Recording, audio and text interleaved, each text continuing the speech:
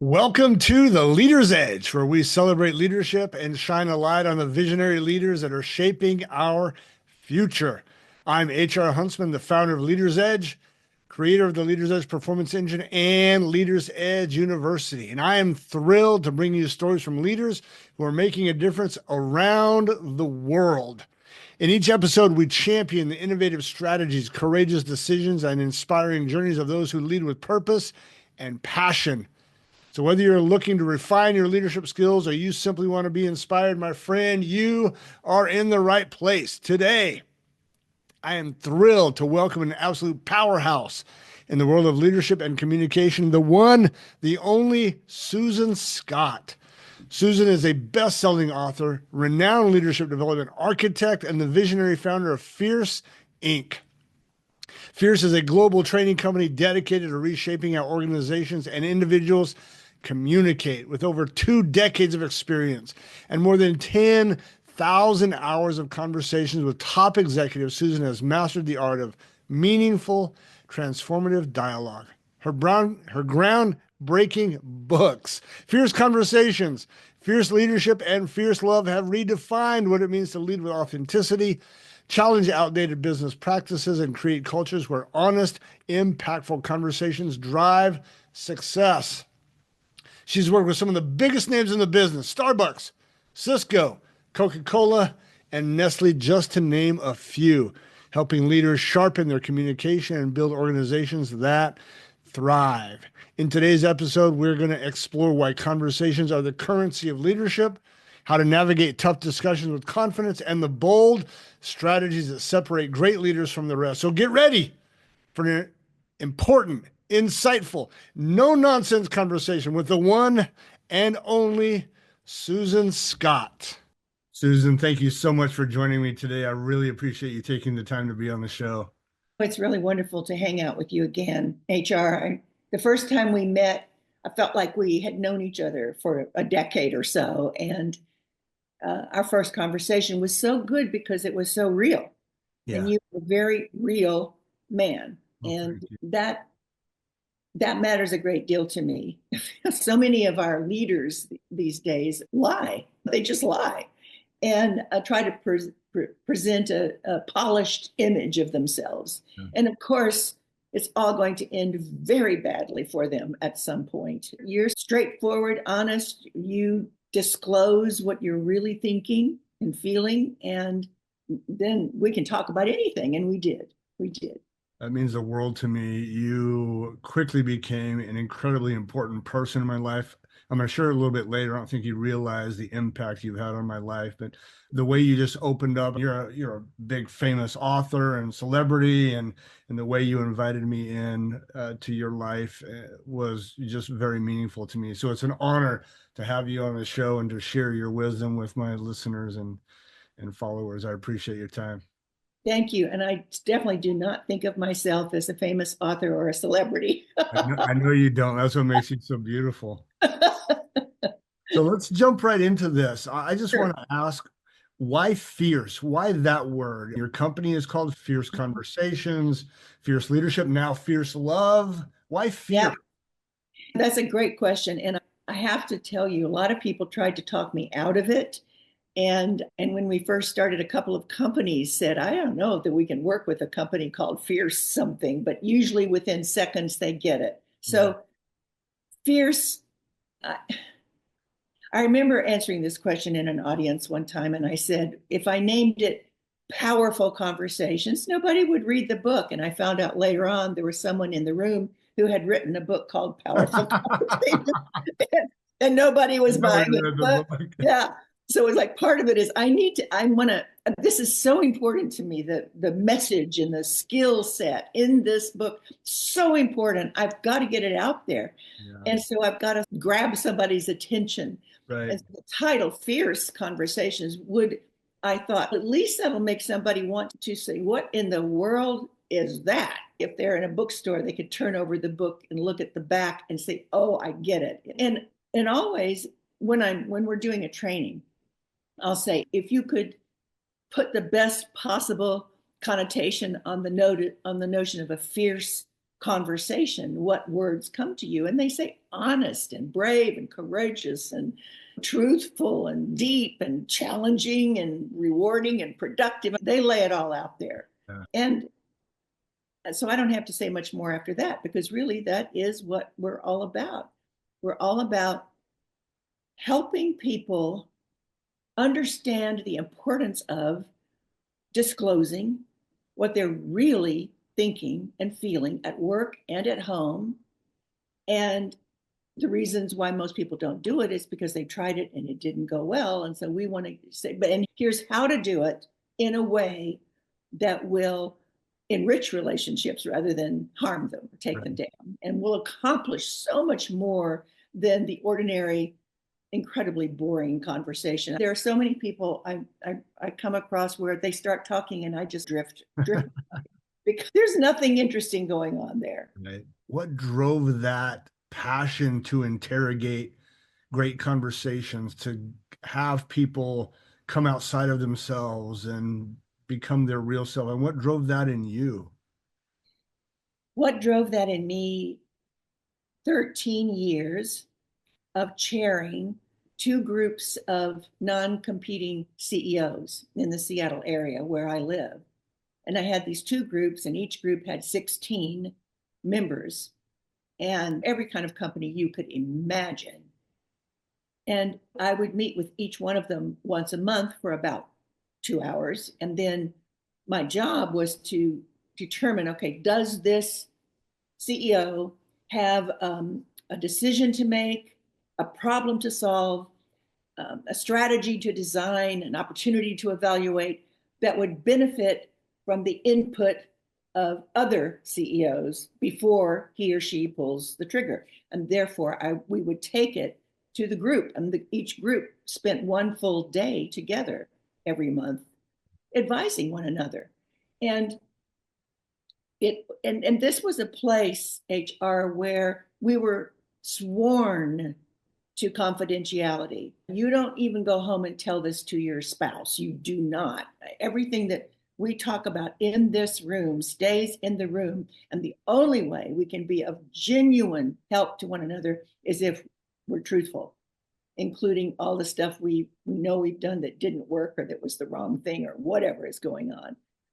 And out of those honest conversations and the affection that developed when someone is being honest with you and is saying, hey, I really blew it here, I did this, instead of us wanting to pull away, we want to surround the wagons. We want to say, okay, let's help. We'll help you. We'll do whatever we can to help you. And to see that, and also the other part of that, so the power of being honest with one another and what that tends to create was one thing. But the other one was when I was asked to do this, I did not have a strong business background. I had majored in English. I had started out as an English teacher, which I loved. But when I moved with my family to Seattle, I actually went to work for a search firm. And that was my introduction to business, but I wasn't a business person myself. I was helping businesses hire the best people. So I did learn a lot about business. I'll never forget the very first time somebody said, we need somebody in accounts receivable, and I had no idea what that was. Lots to learn. So here I am, all of a sudden, an English major, going to be spending 2 hours every month with each of these 32 CEOs. I'm sure as heck not going to be advising them on what to do, especially there are all these different industries. I don't know squat about their industries. One of the joys of doing what I did was I got to learn a lot. I'm a very curious person. So it was wonderful to learn the ins and outs of all of these industries. But I certainly wasn't going to go in to advise them.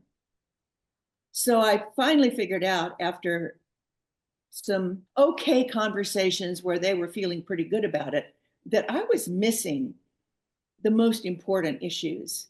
There's even a story in my first book, Fierce Conversations, about working with a guy named Mark, who was one of my favorite CEOs. Everybody loved him. And his company put art on T-shirts, all kinds of different art on T-shirts. And we would have these great conversations. We even went fly fishing together. We had a very warm relationship. And at the end of one of my 2 hour conversations with Mark, I'm getting ready to leave. And he says, "Hey, Suze, what if everyone who buys the kind of t shirts we produce doesn't want any more t shirts?" And I remember saying, "What? What are we talking about?" And he said, "Well, you have some of our t shirts, right?" And I said, "Yeah." "How many?" I said, "I got a whole drawer full." "Where'd you get them?" "You gave me some." And he said, "But you bought some too." And I said, "I did, in Lahaina on Front Street on Maui, for my girls and myself to wear as our night shirts and over our bathing suits and all of that." And he said, "Hang on, didn't you just get back from Maui?" And I remember thinking, "Oh." I And he didn't said, buy it. "Did you buy any?" And I said, "Yeah, no." And he said, "Why not?" And I said, "Because I don't know, Mark. I didn't need any more t-shirts." All this to say that he finally confessed that he had been hanging out in hope that somehow the downturn in sales was going to magically turn around. And he realized way too late in the game that the world of fashion was no longer interested very much in what he was producing, and they were interested in something he was not producing. And he couldn't turn the ship around quickly. And we took it to the group, and they tried to help, but it was too late. And he ended up selling his company for not a whole lot. And I knew that I had failed him, and the group felt we all failed him. But I felt like it was my responsibility. I didn't, and I had asked him, "Why weren't we talking about this for the last 2 hours?" And he said, "I don't want to talk about it. It's too disturbing. It's complicated. I don't know what to do." And I remember saying to him, "Whenever you don't know what to do, look at what you're doing. What you're doing is avoiding the topic. What you're doing is nothing. How's that working?" you know? And so, but anyway, I thought, okay, I have to do something entirely different in my one-to-ones with these CEOs. How do And you I did. And that conversation, that methodology, which a lot of people think of as coaching, I never thought of myself as a coach, because if I think of a coach as send me in there, do this play, you go there, you go here. It's not like that at all. But a lot of coaching communities use this model for their one-to-ones. And it starts with the question, given everything that's on your plate, everything that has your name on it, what is the most important thing we should be talking about today? And it goes from there. And that changed everything, HR. It just changed everything. So that learning how to have these one-to-ones entirely differently than most people, where I was not giving advice at all. I was starting with a very powerful question and continuing to ask questions all the way through. And then the other challenge is I've got a room full of CEOs. Some of them have very big egos. Some of them like to take lots of airtime. And the old herding cats analogy, like, how am I going to make sure that we actually hear from every single person in the room? Because sometimes the person in the room who had the best ideas was not the one who was going to jump up and down and say, "I got it, I got it, I got it." And so that evolved into a way of conducting a meeting that became so powerful that now our clients all over the world are conducting their meetings this way. It makes me very happy. Yeah. How do you get these powerful CEOs to get out of their own way and step out from behind themselves and lay down their mask that we all wear? All of us, I, I think I can confidently say all of us wear masks to a certain degree. We want to project the best view of ourselves, especially in front of other professionals. How did you get them to take their guard down and become more authentic and step out from behind that facade to become more real? A couple of things. It helped, I think, that I was the very first woman that this organization, this global organization who sponsors these things, I was the very first woman they ever hired in this role. And I actually think that being a female helped, because a lot of guys, when they're together, and you know this, you're a guy, we gotta Yeah. You got to show I'm a good guy. I'm a strong guy. Don't mess with me. Thing. When they're with a woman, they don't feel that kind of need to compete or to show Right. off so much. So that was one thing. But mostly, I stressed the confidentiality, and there would be a few times in the beginning of a relationship with a new CEO to the group where he or she would say, I don't want to take this to the group. And I would say, we're taking it to the group. We're taking it. I'm not asking you. I'm telling you, this is a big deal. There is a lot at stake for you to gain or lose based on getting this right. And a CEO's job is not to be right. Your job is to get it right for your organization. And that requires input from others. I think it's dangerous to believe that you have more knowledge or more insight into things than other people, or that you're better than other people. Um, because you're not, and you don't. And it should never be lonely at the top. If it's lonely at the top, it's because you have made your employees, your coworkers feel more like spectators than participants. Explaining all of this to the guys and refusing to go along with their bullshit, really. Like where we are right now in the country, I feel honestly, I feel okay. Mr. Shit and Mrs. Fan have been formally introduced now. We shall see what is going to happen. We are experiencing a rapid, unscheduled disassembly. And what are our leaders doing? They're still hanging back, afraid to say anything, afraid to do anything. There are even some congressmen and women who don't want to hold a town hall because they can't face their people. I think until we understand that as long as we are masking, as long as we are being careful, we're doomed, because a careful conversation is essentially a failed conversation because it merely postpones the conversation that wants and needs to take place. So as long as we're avoiding it, tiptoeing around it, trying to change the subject, we're doomed. It's going to catch up with us someday when we're least expecting it, with the worst possible outcomes, possibly jail time. Who knows? But it's not going to be pretty. And I have to say that everything that we teach also is powerful at home with our personal relationships as well. I don't know. I probably went on way too long All trying right. to answer that question. Elaborate on this quote of yours. I love all conversations are with myself, and sometimes they include other people. Yeah. So this is so true. It has happened so many times that I remember a recent example where I sent a message to somebody who had sent me something that he had written for us. And what do you think? And I messaged back, I think it's great. And then I got a call from him. He was in a panic and he said, clearly you didn't like it very much. I said, what part of I think it's great did not land with you? And he said, I just think you were just being nice. We make up stories about other people and we behave as if our stories are true. Most of us have sent an email to somebody with perfectly innocent intentions and realized that the person on the receiving end put the worst possible interpretation on it, which, and they're not going to let go of it either. Even if you say, I did not mean that. I did not say that. I did. And they'll say, yes, you did. Yes, you did. Inside, they'll say that. So we're constantly interpreting everything that happens, everything we hear, everything we see, and then behaving as if our interpretation is the capital T truth. And it's one interpretation, but there are always many, many more that would behoove us to listen to before we shoot off our mouths or make a decision or attack somebody or judge somebody.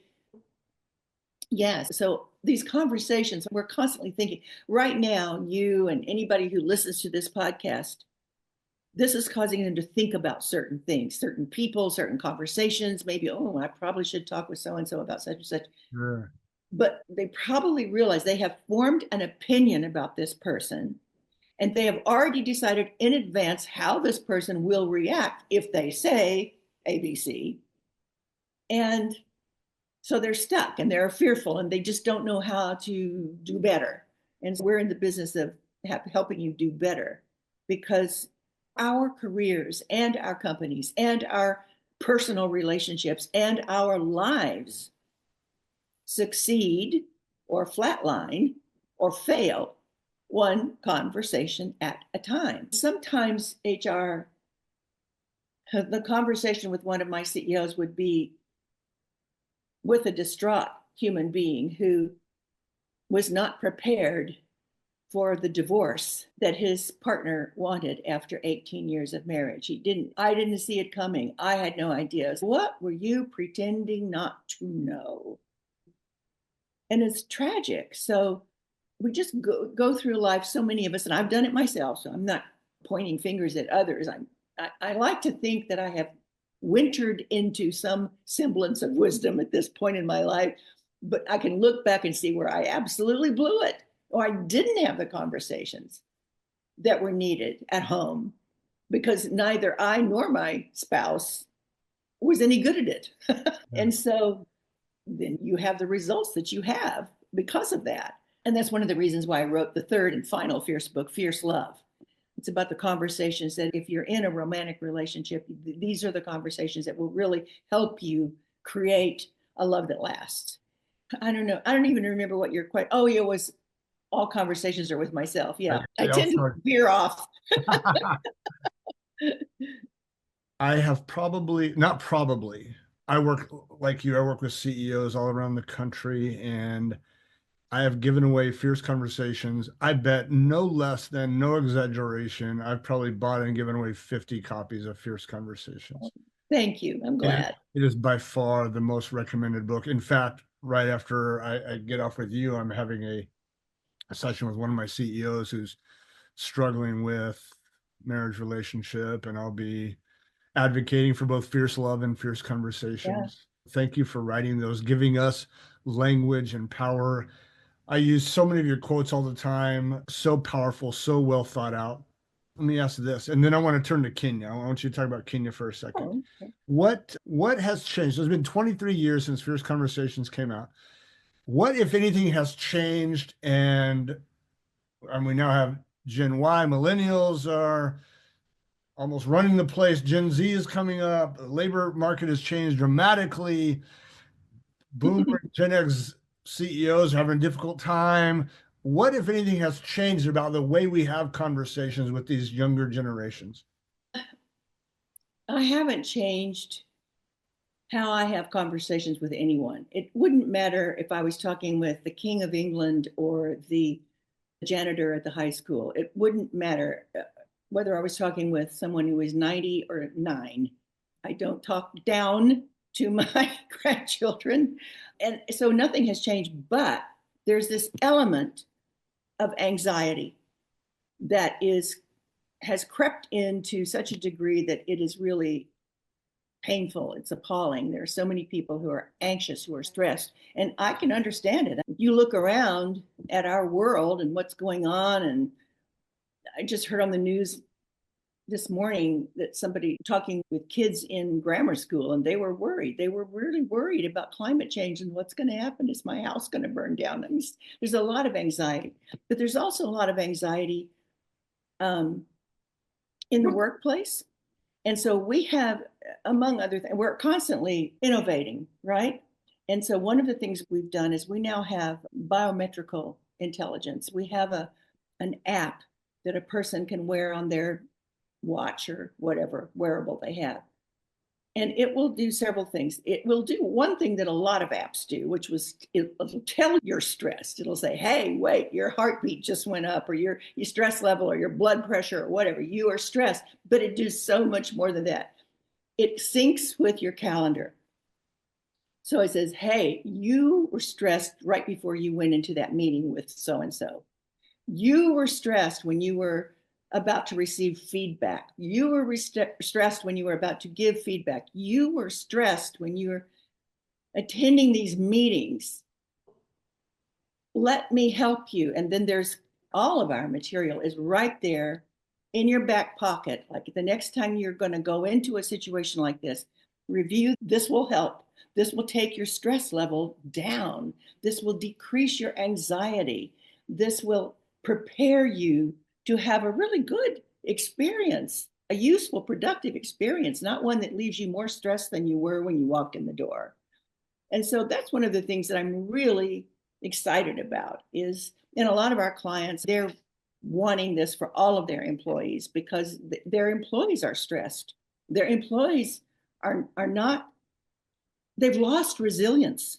Right. And our CEO, Ed Beltran, has written a book titled Resilience, dealing with stress in the workplace. And so we want people to be more resilient, and they will be more resilient when they understand, why am I stressed? When am I stressed? And how do I resolve that so it's no longer stressful for me? Nice. That's one of the new things we have done recently. Yeah. Exciting.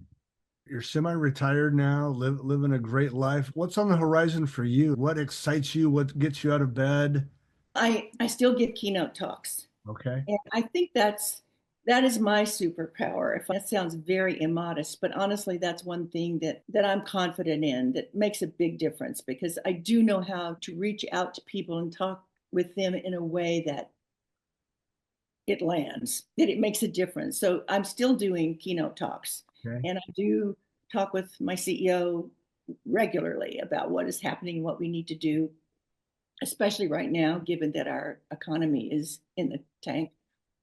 But I'm also spending, and I shared this with you earlier.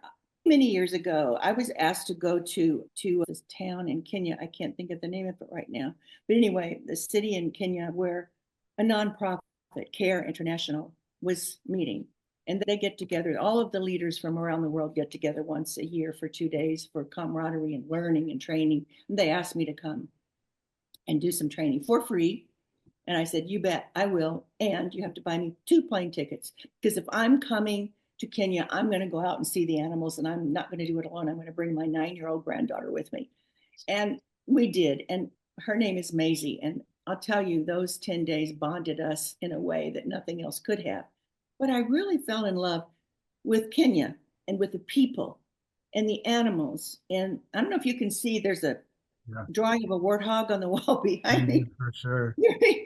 People would say, why in the world would you embrace a warthog? Because it reminds me of my Uh-huh. time in the Masai Mara, Yeah. where when they come upon one another, they're out there with their cattle and their goats, and they're crossing paths. And the first one to speak will say Sawubona, which means I see you. Yeah. And the response is Sikona, which means I am here.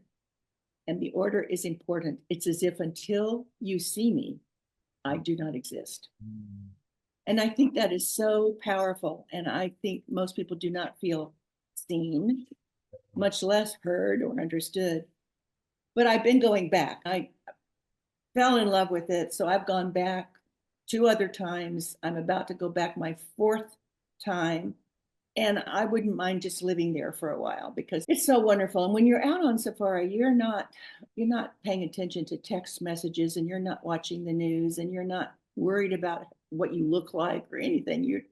And I've even told, whenever I've gone with friends and family, I've said, yeah, take a few photos, but put your camera away at some point and just take it in. Take it, photograph it with your heart, with your soul, Beautiful for sure. because it's easy to take pictures and miss everything. I just can't get enough of Kenya, and it does break my heart that on that first trip, I insisted on the last day that we go to the largest slum in Kenya, and my guide thought I was crazy and refused. And I said, "We'll go on our own if you won't take us." So he took us, and going in, he didn't even want, they didn't want to drive into it. They wanted to park outside and roll up your windows. And I said, no. We rolled down the windows and we got out and we walked in, and the little children came all around us to see how they were living, to smell the stench of the open sewers, and to think, oh my God, but these little children, they're smiling, they're laughing, they're beautiful white teeth, and they're saying, how are you? Which was the only thing they knew how to say in English. How are you? Embracing them, hugging them. And long story short, we ended up bringing a child out of the slum, and she has now graduated from college Goodness. and is pregnant with her first child. And then we also brought the young man who was our guide. Brought him eventually to Seattle, and he now works for Boeing. And he's like the son I never had. So I can't go to a country like Africa to just be entertained. I feel obligated to contribute in some way. And often, sometimes it's to help a village, and you do that so much. And I love what you do. And I do some of that, but it's often with an individual to try to make a difference with one individual. And so Kenya's got my heart. I should probably ask that my ashes be scattered there once my will matures. Uh-huh. Final question. If you were talking with, and you probably do this, I know your passion for young people, you're talking to a 22-year-old right out of college or out of trade school or wants to be an entrepreneur. Leaders Edge, we're all about leaders. You've been investing in leaders your entire adult life. What advice, what leadership advice would you give that young person who is starting their own first company? One of the things I would say is work is not meaningful just because you've spent your life doing it. This is nothing that hasn't been said before by many people who are far more well than I, but the whole idea of follow your bliss rather than follow the money. And I have a relative, a young relative who's today is his 17th birthday. And in talking with him, asking what he wants to do, oh, I want to make a lot of money. And that prompted a conversation. And I don't know how much of what I shared with him landed, but it did give him something to think about. Is what calls to you? Why are you here? You, this unique individual, what is it? As Mary Oliver, the poet, said, what do you want to do with your one wild and precious life? And I know I made some decisions that brought me to where I am today, and I'm very happy. It was a decision between being given $10 million to start and run a tech company years ago, or write this book that I thought nobody will ever read. And I asked myself, okay, what's the one thing, if I get to the end of my life and I look back on it, what's the one thing I would regret not doing? And it was writing the book. So I said no to $10 million when I really could have used that. And yes to writing the book. And of course, this book has brought us into huge global companies everywhere. And the response that we get means so much. So that's what I would say to a young person. And this, why you're here, your answer to that will change over time as you mature and you figure out, I thought this was why I'm here, and this is not why I'm here. It's something else. Maybe it's over here. And it's okay to change. It's fine to change. What would not be okay is not to change just because you're making good money, right, or just because other people think you have a really cool position. If you're not experiencing some joy in what you do, if you don't feel like what you're doing is meaningful, then that's not a happy way to live. So that really is more important to me than technique or anything else. It's think about the difference you want to make while you're here in this short time. What is the difference you would like to make? If you could change something about our world and the way we are in it, what would that be? And what could you do to begin to take a step or two in that direction? Love it. I want to personally thank you for the impact you've had on my life. One of your great quotes that I love, it goes something like this, and correct me if I'm wrong. Well, no single conversation is guaranteed to affect the trajectory of your life. Any single conversation can. That's right. When I finished reading Fierce Conversations the first time, at the very end, the back page, you say something like, reach out to me, share with me your thoughts. And I thought, I'm going to do that. I'm absolutely nobody. And here's this big famous author. There's no way she's ever going to get back to me. And I sent off an email to you, and within a day or two, you sent an email back. And I said, can I have lunch with you? I wanted to have a lunch with you because I was moving from the nonprofit world where I was pretty successful. I built a large organization from scratch to very large, done work in Kenya and Uganda and India. And I was transitioning into the for-profit world. And I didn't know that I could play. Yeah. I didn't know, I don't know anything about venture capitalism or private equity or any of the famous fancy financial stuff. I knew how to build teams. So I had an idea. And so I wanted to talk to this amazing lady who just moved me. And sure enough, you had lunch with me. And I remember the first time you walked me through Fierce, the offices, first time we'd met, and you introduced me to all these young people as your friend. And I just thought, this lady is extraordinary. And we had a conversation and several after that where you believed in me and challenged me to play at this next level. And you kept saying things like, of course you can. Absolutely. I would bring you proposals or ideas that I thought, man, imposter syndrome was all over me. And those conversations, you helped me believe in myself. So any single conversation can affect the trajectory. You've affected the trajectory of my life. Whatever I am now is significantly altered by me having lunch with you. And I want to thank you for that. And thank you for spending time with me and my guests and people watching the show. So, Susan, you're a joy to me. You're a joy to the world. And thank you for giving us your life.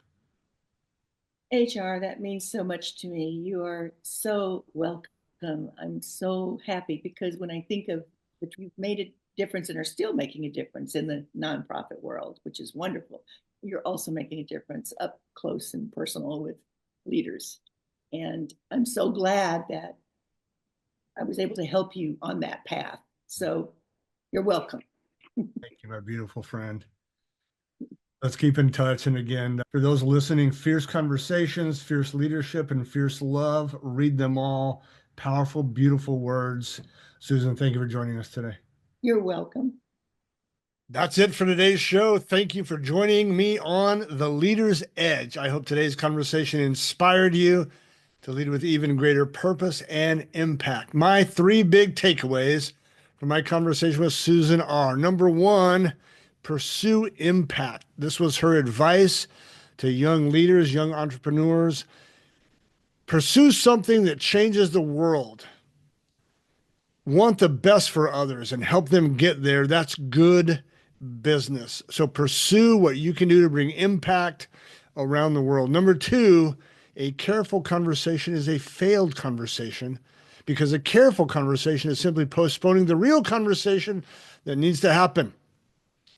All of our relationships are built one conversation at a time. So have the courage to have the courageous, difficult conversations that actually bring health and healing to relationships. And number three, you are not an hourly worker, you're an impact leader. This was a phrase that we had early in our relationship that changed my life, and it reminded me of her principle that any single conversation can change the trajectory of someone's life, including your own. While there is no guarantee that every conversation will change the world, there is a possibility that it might.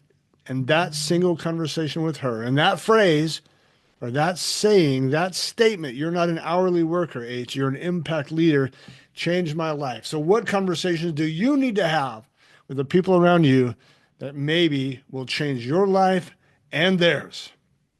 All right, if you enjoyed this episode, don't forget to subscribe, rate, and review. I'd love a 5-star review on your favorite podcast platform. Listen, your feedback helps us reach more leaders like you, and that's my passion, to help leaders continually hone and sharpen their craft. Please stay connected with us on social media for behind-the-scenes content, leadership insights, and updates on future episodes. Don't forget to check us out at yourleadersedge.com and follow us at Leaders Edge Podcasts on all major platforms. So until next time, keep pushing the boundaries, keep leading at the edge. I'm HR Huntsman. We'll see you soon.